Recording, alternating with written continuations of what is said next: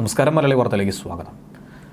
ഇന്ന് സഭയിൽ ഗതാഗത വകുപ്പ് മന്ത്രി കെ വി ഗണേഷ് കുമാറിനെ പരിഹസിച്ചുകൊണ്ടാണ് എം വിൻസെന്റ് MLA കടന്നു വന്നിരിക്കുന്നത്. KSRTCയിൽ പല പരിഷ്കാരങ്ങൾ നടപ്പിലാക്കിയിരുന്നു. അതിന്റെ ഭാഗമായുള്ള ഏറ്റവും ഒടുവിലത്തെ ഒരു പരിഷ്കാരമാണ് ബ്രത്ത് അനലൈസർ കൊണ്ടുള്ള പരിശോധനയും നിരവധി ജീവനക്കാർക്ക് പണി വീണതും. എന്നാൽ KSRTC ജീവനക്കാർ കള്ളു കുടിച്ചോ എന്ന് നോക്കുന്നവർ അവൻ കഞ്ഞി കുടിച്ചോ എന്ന് പരിശോധിക്കണമെന്നാണ് എം വിൻസെന്റ് MLA പറഞ്ഞിരിക്കുന്നത്. KSRTC ജീവനക്കാർക്ക് 1-ാം തീയതി ശമ്പളം നൽകാം, പക്ഷേ മദ്യപിച്ച് വാഹനം ഓടിക്കരുതെന്ന് ഗതാഗത വകുപ്പ് മന്ത്രി പറഞ്ഞതിന് പിന്നാലെയായിരുന്നു വിൻസെന്റ് MLAയുടെ ഈ പരിഹാസവും. ഇന്ത്യയിൽ ഏറ്റവും അധികം തൊഴിലാളികളുടെ ചൂഷണം നടക്കുന്ന ഒരു മേഖല KSRTCയിലാണെന്നാണ് അദ്ദേഹം കുറ്റപ്പെടുത്തിയിരിക്കുന്നത്. 30 ദിവസവും സ്ഥാപനത്തിന് വേണ്ടി പണിയെടുത്ത് ശമ്പളത്തിന് വേണ്ടി പണിമുടക്കേണ്ടി വരുന്ന ഒരു ഗതികേടാണ് KSRTC ജീവനക്കാർക്കുള്ളത്. മറ്റൊരു മേഖലയിലും ഇങ്ങനെയില്ല. ശമ്പളവും മറ്റ് ആനുകൂല്യങ്ങളും ലഭിക്കാതെ മാനസിക സമ്മർദ്ദത്തിലും അതുപോലെ ഹൃദയസംഭരം വന്ന് മരിക്കുന്ന ജീവനക്കാരുടെയും എണ്ണം ക്രമാതീതമായി വർദ്ധിക്കുന്നുവെന്നും അദ്ദേഹം ആരോപിച്ചു. കഴിഞ്ഞ 2 വർഷത്തിനിടയിൽ 66 KSRTC ജീവനക്കാർ മരണപ്പെട്ടു. അതിൽ 13 പേരാണ് ജീവനൊടുക്കിയത്. മാരകമായ അസുഖങ്ങളുള്ളവർക്ക് പോലും ട്രാൻസ്ഫർ കൊടുക്കുന്നില്ല. KSRTCയുടെ കഴിഞ്ഞകാല വരവ് ചെലവ് കണക്ക് ധനകാര്യ വകുപ്പ് പരിശോധിക്കുക. 3 വർഷം മുമ്പ് ടിക്കറ്റ് മെഷീനുകൾ വാങ്ങി. 10,000 രൂപ കൊടുത്ത് 5,000 മെഷീൻ വാങ്ങി. അതൊക്കെ കേടുവന്നു. അഴിമതി പുറത്തു വരുമെന്നായതോടെ ആൻഡ്രോയിഡ് സംവിധാനമുള്ള പുതിയ മെഷീൻ വാങ്ങാമെന്ന് പറഞ്ഞു. ഈ സംവിധാനം വന്നിട്ട് 15 വർഷമായി. ആദ്യമേ ആൻഡ്രോയിഡ് മെഷീൻ വാങ്ങുന്നതിന് പകരം വലിയ ക്രമക്കേടാണ് നടത്തിയത്. ഇപ്പോൾ ഒരു ടിക്കറ്റിന് 16 പൈസ വെച്ച് സ്വകാര്യ കമ്പനിക്ക് കൊടുക്കണം. 10 വർഷം കൊണ്ട് KSRTCക്ക് വരേണ്ട 111 കോടി രൂപ സ്വകാര്യ കമ്പനിയാണ് അങ്ങനെ തട്ടിയെടുക്കുന്നതെന്നുള്ള ആരോപണവും MLA ഉന്നയിച്ചിട്ടുണ്ട്. ഇതിന് പിന്നാലെ മന്ത്രി ഗണേഷ് കുമാർ MLAക്ക് മറുപടി നൽകി. KSRTC ജീവനക്കാർക്ക് 1-ാം തീയതി ഒറ്റ ഗഡുവായി ശമ്പളം നൽകാൻ സംവിധാനം ഉണ്ടാക്കുമെന്നും വ്യക്തമാക്കി. KSRTC ബസ് ഡ്രൈവർമാരെ കള്ളു കുടിച്ച് വണ്ടി ഓടിക്കാൻ ഒരു കാരണവശാലും അനുവദിക്കില്ല. ഡ്രൈവർമാരിൽ പരിശോധന കർശനമായപ്പോൾ അപകട നിരക്കും വൻതോതിൽ കുറഞ്ഞു. KSRTCയിൽ നവീകരണ പദ്ധതികൾ 6 മാസത്തിനകം തന്നെ നടപ്പിലാക്കും. KSRTC വിട്ടുപോയ യാത്രക്കാരെ തിരിച്ചെത്തിക്കും. ജനുവരിയിൽ 1600 വണ്ടി ഷെഡിൽ കിടന്നു. ഇപ്പോഴത് 500-ൽ താഴെയാണ്. ഇതൊക്കെ തന്നെ പുരോഗമനമാണെന്നാണ് മന്ത്രി ചൂണ്ടിക്കാണിക്കുന്നത്. ന്യൂസ് ഡെസ്ക് മലയാളി വാർത്ത. ഞാൻ ഈ ഉപധനാഭ്യർത്ഥനകളെ എതിർക്കുകയാണ് സാർ. എൻ്റെ നിയോജക മണ്ഡലത്തിലെ വിഴിഞ്ഞം KSRTC ബസ് സ്റ്റേഷന് മന്ദിരം നിർമ്മിക്കാൻ 2023-24 ബഡ്ജറ്റിൽ എൻ്റെ ഈ വിഴിഞ്ഞം ഉൾപ്പെടെ 5 ബസ് സ്റ്റേഷനുകൾക്ക് 20 കോടി അനുവദിച്ചു സാർ. ഇന്ന് വരെ ആ പണി ആരംഭിച്ചിട്ടില്ല. അത് ആരംഭിക്കാനുള്ള നടപടി അങ്ങ് സ്വീകരിക്കണം. ബഹുമാനപ്പെട്ട ഫിഷറീസ് മന്ത്രി, എൻ്റെ നിയോജക മണ്ഡലത്തിലെ പൂവാർ പഞ്ചായത്തിലുള്ള പൊഴിക്കര, അവിടെ പുഴി മാറി ഒഴുകി നിലവിലുള്ള റോഡ് പൂർണ്ണമായും തകർന്നു. ആ റോഡ് പുനർനിർമ്മിക്കാനുള്ള നടപടി ഉണ്ടാകണം എന്ന് ഈ അവസരത്തിൽ അഭ്യർത്ഥിക്കാൻ സാർ. ഇവിടെ ഈ പഞ്ഞമാസ സമാശ്വാസ പദ്ധതി ഈ മെയ്, ജൂൺ, ജൂലൈ മാസങ്ങളിൽ കൊടുക്കേണ്ടതാണ് സാർ. ഇപ്പോൾ ഗുണഭോക്താക്കളുടെ വിഹിതമാണ് കൊടുത്തിരിക്കുന്നത്, സർക്കാർ വിഹിതം കൊടുത്തിട്ടില്ല. കഴിഞ്ഞ വർഷവും ജൂലൈ മാസം അവസാന ഗഡു കൊടുക്കേണ്ടത് ഫെബ്രുവരി മാസമാണ് കൊടുത്തത് സാർ. ഈ 2 വർഷവും അങ്ങനെ നടന്നു. ഈ വർഷമെങ്കിലും കൃത്യമായി പഞ്ഞമാസ സമാശ്വാസ പദ്ധതിക്കിടെ ആനുകൂല്യം ജൂലൈ മാസത്തിൽ തന്നെ കൊടുത്തു തീർക്കാൻ തയ്യാറാകണം സാർ. കഴിഞ്ഞ ദിവസവും നമ്മൾ പറഞ്ഞതാണ് വിദ്യാർത്ഥികളുടെ വിദ്യാഭ്യാസ ആനുകൂല്യം സാർ. ആ ആനുകൂല്യത്തിന് യഥാസമയം കുടിശ്ശിക കൊടുക്കാത്തത് കൊണ്ട് അവർക്ക് ഹോസ്റ്റൽ ഫീസ് കൊടുക്കാൻ കഴിയുന്നില്ല. അവർ ഹോസ്റ്റലിൽ നിന്ന് ഇറക്കി വിടുന്നു. കോഴ്സ് കഴിഞ്ഞവർക്ക് TC പോലും കൊടുക്കാത്ത പ്രയാസമുണ്ട് സാർ. അടിയന്തരമായ പ്രാധാന്യം നൽകി അവർക്ക് കുടിശ്ശിക അനുവദിക്കാൻ നടപടി സ്വീകരിക്കണം സാർ. മത്സ്യത്തൊഴിലാളി ഭവന നിർമ്മാണ പദ്ധതി സാർ. ഇന്ന് ഏറ്റവും കൂടുതൽ വാടക വീടുകളിൽ താമസിക്കുന്ന ഒരു വിഭാഗമായി മത്സ്യത്തൊഴിലാളികൾ മാറിക്കൊണ്ടിരിക്കുകയാണ് സാർ. അങ്ങ് കഴിഞ്ഞ ദിവസം ഒരു കണക്കെല്ലാം പറഞ്ഞു 10,000 വീടുകൾ എന്നുള്ളത്. ഇപ്പോൾ ബഹുമാന്യനായ ശ്രീ ആന്റണി രാജു പറഞ്ഞത് 12,500. അങ്ങ് പോലും പറയാത്ത കണക്കാണ് അദ്ദേഹം പറഞ്ഞത്. അദ്ദേഹം പറഞ്ഞത് 12,500 വീട് കൊടുത്തു. അങ്ങ് പറഞ്ഞത് 10,000 വീടുകളെന്നാണ് അങ്ങ് പറഞ്ഞത് സാർ. അതുകൊണ്ട് സാർ, ഒരു ദുർബല ജനവിഭാഗം എന്നുള്ള നിലയ്ക്കുള്ള അവരുടെ ഭവന നിർമ്മാണ പദ്ധതി പുനരാരംഭിക്കാൻ അങ്ങ് തയ്യാറാകണം സാർ. പുനർഗേഹം എന്ന് പറഞ്ഞാൽ വീടില്ലാത്തവർക്ക് കൊടുക്കുന്നതല്ലല്ലോ സാർ, വീടുള്ളവർക്ക് മാറി താമസിക്കാൻ കൊടുക്കുന്നതാണ്. ആ കണക്കെല്ലാം കൂടി ചേർത്തിട്ടാണ് അങ്ങ് പറയുന്നത് സാർ. അതുകൊണ്ട് അടിയന്തരമായി അത് ആരംഭിക്കണം. അതുപോലെ തന്നെ അവരുടെ ഭവന പുനരുദ്ധാരണ പദ്ധതി സാർ, അതും പുനരാരംഭിക്കാൻ അടിയന്തരമായി നടപടിയെടുക്കണം. 2 സർക്കാരുകളും, നിങ്ങളുടെ 2 സർക്കാരുകളും ഒരാൾക്ക് പോലും ഭവന പുനരുദ്ധാരണ പദ്ധതി പ്രകാരം ആനുകൂല്യം കൊടുത്തിട്ടില്ല സാർ. അതുപോലെ തന്നെ അംഗത്വം കൊടുക്കുന്നത്, മത്സ്യത്തൊഴിലാളികൾക്ക് അംഗത്വം കൊടുക്കുന്നത് ജൂലൈ ഓഗസ്റ്റ് മാസങ്ങളിലാണ്. ഇത് കഴിഞ്ഞാൽ പിന്നെ 1 വർഷം കഴിഞ്ഞിട്ടാണ് കൊടുക്കുന്നത്. ഇതിനിടയിൽ 18 വയസ്സ് പൂർത്തിയായി മത്സ്യബന്ധനത്തിന് പോകുന്ന ആർക്കും അംഗത്വം എടുക്കാനുള്ള അവസരമില്ല. അതുകൊണ്ട് അതൊരു തുടർ പ്രക്രിയ. 18 വയസ്സ് പൂർത്തിയാകുന്ന ആളുകൾക്ക് ആ പൂർത്തിയാകുന്ന മുറയ്ക്ക് അംഗത്വം എടുക്കാനുള്ള അവസരം ഉണ്ടായി കൊടുക്കണം. അംഗത്വം കൊടുക്കുന്നത് പക്ഷപാതരഹിതമായി കൊടുക്കാൻ കൂടി പറയുകയാണ് സാർ. അപ്പോൾ ഈ കാര്യങ്ങളിൽ അങ്ങ് കൂടുതൽ ശ്രദ്ധിക്കണം. അങ്ങയെ സംബന്ധിച്ചിടത്തോളം അങ്ങ് വളരെ പ്രഖ്യാപനങ്ങളെല്ലാം നടത്തും, എന്തെങ്കിലുമൊക്കെ കാര്യങ്ങൾ ചെയ്യണമെന്ന് ആഗ്രഹമുണ്ട്, പക്ഷേ നടക്കുന്നില്ല.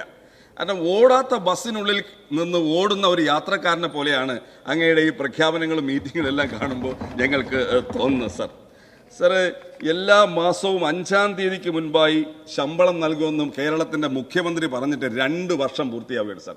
ഇന്ന് വരെ കൃത്യമായി ശമ്പളം കൊടുത്തിട്ടില്ല സാർ. ഈ ദിവസവും നമ്മൾ സംസാരിക്കുന്ന ഈ ദിവസവും ശമ്പളത്തിന് വേണ്ടി 7 മണി മുതൽ ചീഫ് ഓഫീസിൽ സമരം നടക്കുകയാണ് TDF-ന്റെ ആഭിമുഖ്യത്തിൽ. 30 ദിവസം ജോലി ചെയ്തിട്ട് ശമ്പളത്തിന് വേണ്ടി പണിമുടക്കേണ്ടി വരുന്ന ഗതികേടാണ് സാർ ഈ KSRTC-യിലെ ജീവനക്കാർക്കുള്ളത്. ഇന്ത്യയിൽ ഏറ്റവും കൂടുതൽ തൊഴിലാളി ചൂഷണം നടക്കുന്ന KSRTC-യിലാണ് സാർ.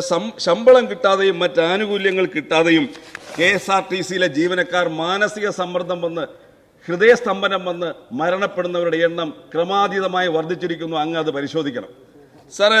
ഈ കഴിഞ്ഞ 2 വർഷങ്ങൾ 2022-23 മാത്രം 66 പേർ മരണപ്പെട്ടു. അതിൽ 13 പേർ ആത്മഹത്യ ചെയ്തതാണെന്ന് അങ്ങ് ഓർക്കണം സാർ. ഹൃദയസ്തംഭനം വന്ന് മരിക്കുന്നു. അതുപോലെ തന്നെ മാരകമായ അസുഖം വന്നവർക്ക് പോലും ആവശ്യപ്പെടുന്നിടത്ത് ട്രാൻസ്ഫർ കൊടുക്കാതെ ഈ ഉദ്യോഗസ്ഥന്മാർ പീഡിപ്പിക്കുകയാണ് സാർ. അങ്ങനെ മരണമടഞ്ഞവർ, ക്യാൻസർ വന്ന് ഡ്യൂട്ടിക്കിടയിൽ മരണപ്പെട്ടവർ, കിഡ്നി സംബന്ധമായ അസുഖം വന്ന് മരണപ്പെട്ടവർ, അങ്ങനെയുള്ള നിരവധി ആളുകളുടെ മരണങ്ങൾ ഇവിടെ ഉണ്ടായിക്കൊണ്ടിരിക്കുകയാണ് സാർ. ഇത് പഠിക്കാൻ ബഹുമാനപ്പെട്ട മന്ത്രി തയ്യാറാകണം എന്നാണ് എനിക്ക് ഈ അവസരത്തിൽ അഭ്യർത്ഥിക്കാനുള്ളത് സാർ. ഇങ്ങനെയുള്ള ജീവനക്കാർക്ക് സാർ അവർക്കൊരു ഇൻസെന്റീവ് ബാറ്റ കൊടുക്കും. 100-150 രൂപ. അപ്പോൾ ഫാസ്റ്റിൽ 15,000 രൂപയ്ക്ക് മുകളിൽ പിന്നെ വരുമാനം വന്നാൽ അവർക്കൊരു ചെറിയ ഇൻസെന്റീവ് കൊടുക്കും. അത് വാങ്ങി ഒരു ചായ വാങ്ങി കുടിക്കാൻ അല്ലെങ്കിൽ ഒരു ഊണ് കഴിക്കാൻ. കഴിഞ്ഞ CMD വന്ന് ഇത് നേരെ അക്കൗണ്ടിലേക്ക് മാറ്റാൻ പറഞ്ഞു. ലീവ് സറണ്ടർ, ലീവ് ഉള്ള ഒരു ദിവസം ഒരു ജോലി ചെയ്താൽ 900 രൂപ കിട്ടും. അപ്പോൾ അതെല്ലാം വാങ്ങി അവർക്ക് തട്ടിമുട്ടി പോകാൻ കഴിയും. അത് നേരെ അക്കൗണ്ടിലേക്ക് മാറ്റി. 100 കണക്കിന് അക്കൗണ്ടുകളാണ് സാർ. 4 അക്കൗണ്ടുകൾ ഓപ്പറേറ്റ് ചെയ്യുന്ന KSRTC-യുടെ വരുമാനം 100 കണക്കിന് അക്കൗണ്ടുകളിലേക്ക് കണക്കില്ലാതെ ചെലവഴിച്ചു പോകുന്ന ഒരു സാഹചര്യമാണെന്ന് KSRTC-യിലുള്ളത് ഞാൻ അങ്ങയുടെ ശ്രദ്ധയിൽപ്പെടുത്തി. അങ്ങേക്ക് അത് മനസ്സിലായിട്ടുള്ള കാര്യമാണ് സാർ. ജീവനക്കാരുടെ ശമ്പളത്തിലുള്ള പിടിച്ചു വയ്ക്കുന്ന NPS, NDR, LIC ഇതൊന്നും കൊടുക്കുന്നില്ല സാർ. NDR അടയ്ക്കാത്തത് കൊണ്ട് അവരുടെ ശമ്പളത്തിൽ നിന്ന് പിടിക്കുന്നു, പക്ഷെ ധനകാര്യ സ്ഥാപനങ്ങൾ അടയ്ക്കുന്നില്ല. വലിയ തോതിലുള്ള നഷ്ടം വരുന്നു. ജപ്തി ഭീഷണി വരികയാണ്, ജപ്തി നടപടി വരികയാണ്. അതുപോലെ തന്നെ വരുമാനം, അതുപോലെ തന്നെ സാർ ഈ NPS, national pension scheme sir, അത് മ്യൂച്വൽ ഫണ്ടിലാണ് നിക്ഷേപിക്കുന്നത്. ഇന്ന് 100 രൂപ കൊടുത്ത് 10 യൂണിറ്റുകൾ വാങ്ങാൻ കഴിയുമെങ്കിൽ നിങ്ങൾ നിക്ഷേപിക്കുന്ന സമയത്ത് 2 വാങ്ങാൻ കഴിയുള്ളൂ സാർ. ആ സമയം ഒരു പെൻഷൻ ആകുന്ന ഓരോ ആൾക്കും ലക്ഷക്കണക്കിന് രൂപയുടെ നഷ്ടമുണ്ടാവുകയാണ് സാറേ.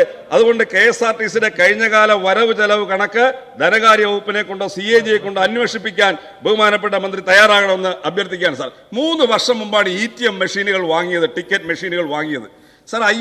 10,000 രൂപ കൊടുത്ത് 5000-ഓളം വാങ്ങി. അതെല്ലാം കേടായി പോയപ്പോൾ അഴിമതി പുറത്തു വരുമെന്ന് പറഞ്ഞപ്പോൾ പിന്നെ ആൻഡ്രോയിഡ് സംവിധാനമുള്ള പുതിയ ATM മെഷീൻ വാങ്ങാമെന്ന് പറഞ്ഞു സാർ. ഈ ആൻഡ്രോയിഡ് സംവിധാനം വന്നിട്ട് 15 വർഷമായി. ഇവർ വാങ്ങുന്ന സമയത്ത് തന്നെ ആൻഡ്രോയിഡ് സംവിധാനമുള്ള ATM വാങ്ങാമായിരുന്നു. അത് വാങ്ങാതെ നിലവാരമില്ലാത്ത ATM മെഷീനുകൾ വാങ്ങി വലിയ ക്രമക്കേട് നടന്നിരിക്കുന്നു. ഇപ്പൊ എന്താ, അത് പുതിയ ATM മെഷീൻ വന്നിരിക്കുകയാണ്. പഴയതെല്ലാം കേടായി. പുതിയ ATM മെഷീൻ വന്നപ്പോൾ എന്താ, ഒരു ടിക്കറ്റിന് 16 പൈസ വെച്ച് കൊടുക്കണം. അങ്ങനെ 20 ലക്ഷം യാത്രക്കാർ ഒരു ദിവസം. അങ്ങനെ ഒരു വർഷം 11 കോടി രൂപ ഈ കമ്പനി കിട്ടാൻ പോവുകയാണ്. ഒരു 10 വർഷം കൊണ്ട് KSRTC-യുടെ അക്കൗണ്ടിലേക്ക് വരേണ്ടുന്ന 111 കോടി രൂപ ഈ സ്വകാര്യ കമ്പനിക്ക് ലഭിക്കാൻ പോവുകയാണ്. ഇതിനെക്കുറിച്ച്, ഈ അഴിമതിയെക്കുറിച്ച് അന്വേഷിക്കണം. സാധാരണ നിസ്സാര കുറ്റങ്ങൾക്ക് ജീവനക്കാർക്കെതിരെ ക്യാപിറ്റൽ പണിഷ്മെന്റ് കൊടുക്കുന്ന ഗവൺമെന്റ് ഈ ഉദ്യോഗസ്ഥന്മാരുടെ അഴിമതി കണ്ടെത്താനുള്ള ശക്തമായ നടപടി സ്വീകരിക്കണം എന്ന് അഭ്യർത്ഥിക്കുകയാണ് സാറേ. ഈ പാവപ്പെട്ട തൊഴിലാളികൾ ശമ്പളം കിട്ടാതെ കഷ്ടപ്പെടുമ്പോൾ സാറേ, ഈ KSRTC തൊഴിലാളികൾ കള്ളു കുടിച്ചോ എന്ന് പരിശോധിക്കുന്ന ഗവൺമെന്റ് അവൻ കഞ്ഞി കുടിച്ചോ എന്ന് കൂടി പരിശോധിക്കണം എന്ന് കൂടിയാണ് എനിക്ക് ഈ അവസരത്തിൽ പറയാനുള്ളത് സാർ. കഴിഞ്ഞ ദിവസം ചില മന്ത്രിമാർ, ബഹുമാനപ്പെട്ട സഹകരണ വകുപ്പ് മന്ത്രി പറഞ്ഞു, ഇവിടെ കോൺഗ്രസും BJP-യും തമ്മിൽ അന്തർധാരയാണ് എന്ന് അദ്ദേഹം പറഞ്ഞു.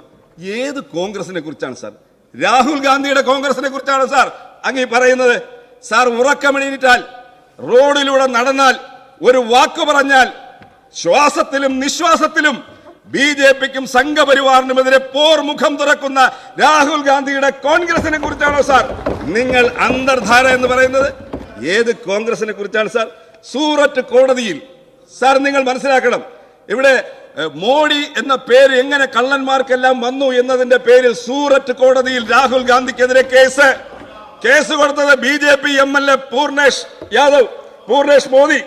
അതുപോലെ പാറ്റ്ന കോടതിയിൽ ഇതേ കേസ്, പരാതി കൊടുത്തത് ബി.ജെ.പി. ഡിമോണിറ്റൈസേഷനെതിരെ അദ്ദേഹം സംസാരിച്ചപ്പോൾ പരാതി കൊടുത്ത അദ്ദേഹത്തിനെതിരെ അഹമ്മദാബാദ് കോടതിയിൽ അദ്ദേഹത്തിനെതിരെ പരാതി കൊടുത്തത് ബി.ജെ.പി. ഗൗരി ലങ്കേഷ് വധത്തിൽ RSS ബി.ജെ.പി ബന്ധത്തെക്കുറിച്ച് പറഞ്ഞതിന്റെ പേരിൽ മുംബൈ കോടതിയിൽ പരാതി കൊടുത്തത് RSS. ആസാമിലെ ക്ഷേത്രത്തിൽ പ്രവേശിക്കാൻ നിഷേധിച്ചുകൊണ്ട് തടഞ്ഞ RSSനെതിരെ സംസാരിച്ചതിനെതിരെ ഗോഹട്ടി കോടതിയിൽ പരാതി കൊടുത്തത് RSS. ഗാന്ധിജിയെ കൊന്നത് RSS ആണെന്ന് പറഞ്ഞതിനെതിരെ മഹാരാഷ്ട്രയിലെ ഭിവണ്ടിയിൽ പരാതി കൊടുത്തത് RSS. നാഷണൽ ഹെറാൾഡ് പരാതി നൽകിയത് ബി.ജെ.പിയുടെ സുബ്രഹ്മണ്യ സ്വാമി. യാത്രയുമായി ആസാമിലേക്ക് അദ്ദേഹത്തെ കേസെടുക്കാനും ജയിലിലടയ്ക്കാനും നിർദ്ദേശം കൊടുത്തത് ബി.ജെ.പിയുടെ മുഖ്യമന്ത്രി അമിത്ഷാക്കെതിരെ പ്രസംഗിച്ചതിന് രാഹുൽ ഗാന്ധിക്കെതിരെ UP സുൽത്താൻ പേരിൽ പരാതി ബി.ജെ.പി. സാർ, കേസുകളുടെ പത്മവ്യൂഹം ചമച്ച് രാഹുൽ ഗാന്ധിയെ ഇല്ലാതാക്കാൻ ശ്രമിക്കുന്ന ബി.ജെ.പിയുമായി അന്തർധാര കോൺഗ്രസിനുണ്ട് എന്ന് പറയുന്ന നിങ്ങളുടെ സാമാന്യ ബുദ്ധിയാണ് പരിശോധിക്കേണ്ടത് സാർ എന്ന് മാത്രം പറഞ്ഞുകൊണ്ട് ഞാൻ ഇത് എതിർക്കുകയാണ്.